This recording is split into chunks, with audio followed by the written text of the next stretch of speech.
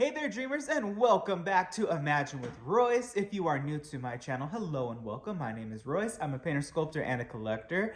Today, we have a great video. We are going to be discussing an incredible female Imagineer, not as well known as the others, but her contributions are absolutely incredible. She is known as the small world expert. Yes, Joyce Carlson.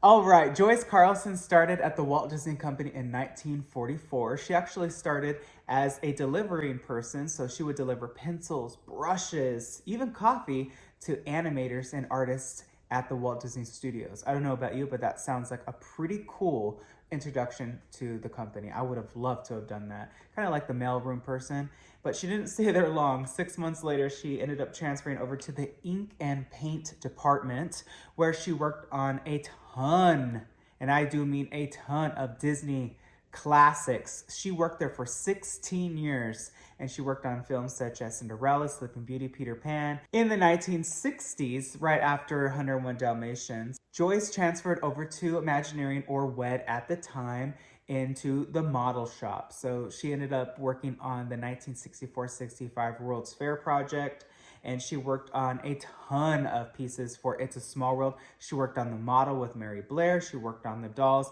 and a lot of the props or toys that was primarily Rolly Crump's designs. She helped him a lot with that, and her contributions truly to Small World cannot be understated. As I said earlier, she is the small world expert, and we'll get to that later on. She also worked on the Walt Disney World, It's a Small World, as well as the Tokyo Disneyland version. So she definitely had Small World song in her veins.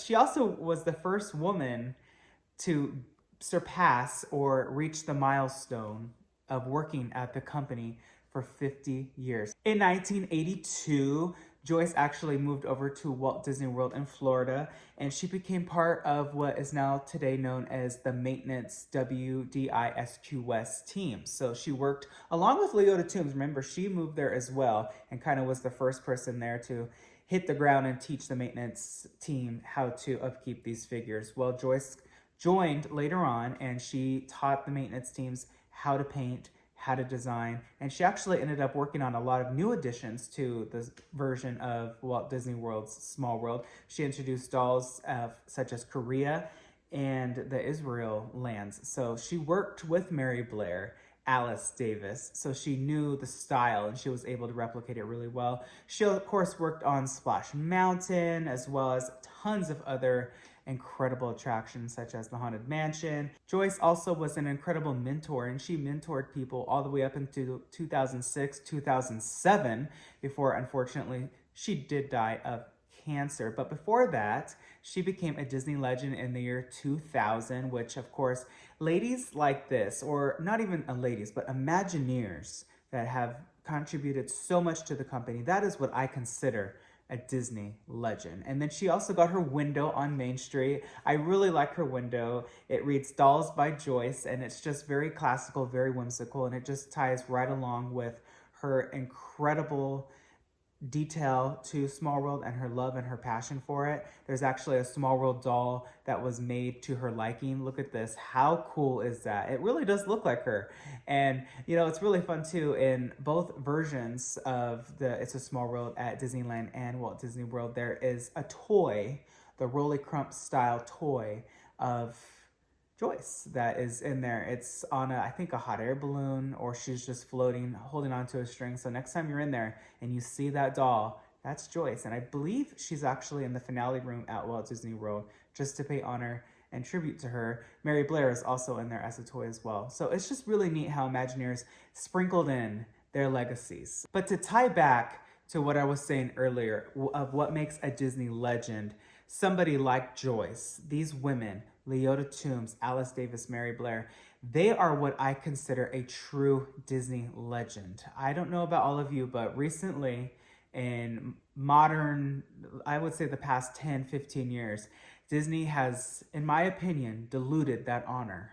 They have been giving a Disney Legend Award, somebody that worked 50 55, borderline 60 years with the company, the same honor as somebody that just voiced a character. Not even to say like, oh, they were a princess, but even a side character now. Is that really the same legacy and the long-lasting love that it's going to bring to millions?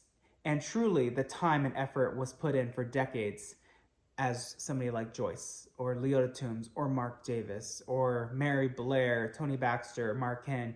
You get my point. I don't know how all of you feel. Drop a comment in the comment section below. I'd be curious to know what you think. But that is Joyce Carlson.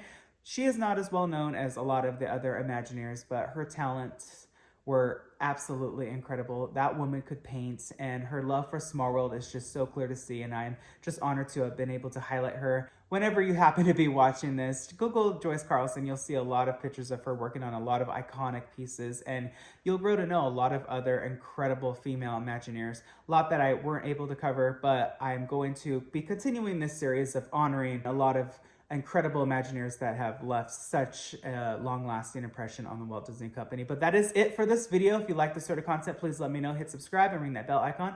That way you are notified whenever I upload a new video. I wish you all a wonderful day. Be nice to one another. And always remember, dreamers, not only to follow your dreams, but to chase them. I'll catch you in the next one. Right place. This is our Imagineering department. It is here where we dream up all the future things for Disneyland. It is also here that we dreamed up the things for the World's Fair. And some of those things are coming back to Disneyland.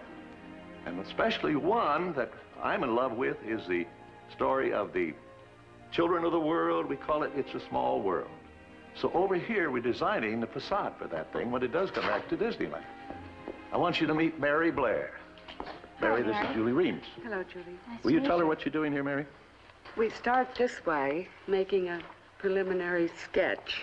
Then we make a model to scale, and that's what we're doing here. This is a half-scale model, isn't it, Mary? It's a half inch. I mean, half-inch. One Yes. half-inch represents a foot. So actually, when the thing is really built at Disneyland, those towers will be 60, 70 feet high. That's right. Before we paint it, we use lights. See what it does? Well, from that, we get an idea of the kind of lighting we want at night, because this is one of the few that we've ever designed to really give a real treatment at night.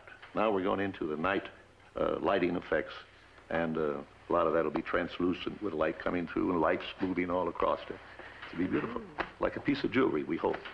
I'm sure it will. Yeah, well, thank you, Mary. We got a lot of other things to see.